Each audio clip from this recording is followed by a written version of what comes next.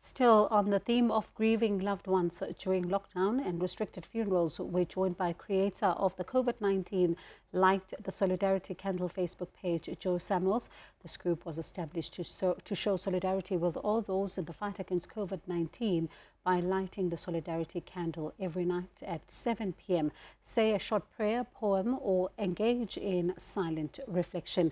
Joe joins us now to talk about this page just a little bit more. Joe, good evening, and thank you so much for your time tonight. Certainly, it is an initiative that is much needed, particularly during this time when people are battling with, finding some sense of community, because people are not allowed to really meet up during such a time. What made you decide to start a platform like this one? Thank you very much, and good night to your viewers.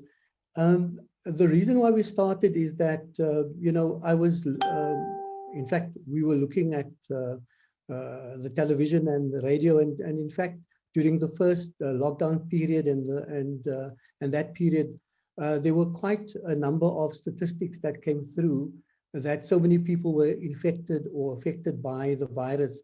What happened in my particular case, a cousin of mine in Cape Town, he was infected, and in fact, he went to hospital and he was in ICU, having to receive, oxygen and so on. So it struck me then that that when we look at numbers, that behind all the numbers, there are real people. There are, fathers, mothers, brothers, sisters, grandparents, that is going through this very difficult period. On the one hand, people are anxious when they are tested positive. They're anxious when, they leave and they then go to hospital and so on, and nobody can see them, not their family and so on. And in fact, one of the key things that my cousin was saying to me was when he left the house, he felt that this might be the last time that he sees his family. So that then inspired me to set up a page where people could come to, and we could provide support to the individuals concerned. And, when you look at the first and the second wave, some people in the first wave were really looking to, save livelihoods while saving lives. And a lot of concern was more about, I've just lost my job, or others were not even able to earn. But a lot more of, death notices. We've been seeing quite a lot of those on social media during the second wave, and with news of this new variant. What are you finding that on the page people are talking about, particularly during the second wave? Yeah, let me also say, in terms of the first wave, there were quite a number of people that were hungry and, and they couldn't eat and so on. And so what we also do when we light a candle, we light it, for those people that are infected by the virus, but also those people that are affected.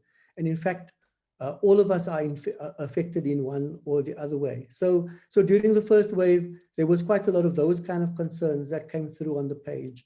In terms of the second wave, we are seeing now that, there's a lot more anxious people, particularly when they discover now that they are infected, and they must now go for tests and so on, and they're waiting for the test results. The other trend that we have seen is that there's quite a number of people who are passing away. So when you go on the page, you will really see that the kind of stories that people are telling of families where the mother, the father, the grandmother, the grandfather, would pass away within a matter of days of each other. So you actually have quite a number of those kinds of things happening within families, which is very tragic, as it were. Let me also say that, although I was the creator of the page, there are two other people that are administrators with me on the page, Marie-Louise Samuels, my wife, as well as Dr. Lydia Plaikis. And the point I think that you've made earlier is very important, that given the fact that we cannot be together, the idea of lighting a candle, as it was in the old days, when we were fighting against apartheid, was that we would pledge solidarity with each other. So in other words, we are apart, but at the same time, we are together at 7 o'clock when we light the candle to support each other. And I wonder then, do people get more than just light a candle? Are the, are the pastors on the platform, counselors who are then also able to help some of those who are struggling?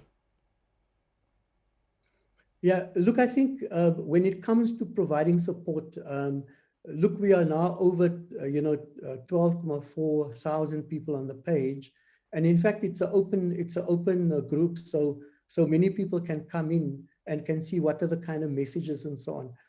We do have pastors on the page. We have spiritual leaders on the page. We also have imams and so on, because it's also an inclusive group, that cater for all the various faiths that people have. And so, so on the one hand, it is, when people are going through the stress of testing positive or going through the grief, there's always someone that can give, people a lot of encouragement and support and so on. Of course, what we are also saying to people is that what they need to do is that they need to speak to, professionals. So, for example, when it comes to medical issues and so on, we are saying to them, it is better to speak to, a medical practitioner, and that they need to speak to the pastors and so on, where they find themselves. I wonder then, for the administrators of the page, how easy is it to spot some incorrect information, because we are still in an era of fake news, unfortunately, even during a time like this? Yeah, what we're doing, in fact, is, one of the rules is that people need to check the information that they post. In addition to that, the administrators look at the posts very carefully. And when we see, some common fake things that people are saying. For example, at the beginning, there was, with President Trump, speaking about, this medication that he proposed. And in fact, so a number of people also were putting that forward in the page. And what we have done, is to make sure that we remove those kinds of posts on the page. Now, recently also, there's also this other thing where people are giving advice with regard to the medication that is for animals in South Africa and so on. And again, what we have done is to, firstly warn people and so on, but also in the other, make sure that those posts, are removed from the page. All right, Joe, thank you so much for your time tonight. That was Joe Samuels, who's the founder of COVID-19 Light the Candle Facebook page.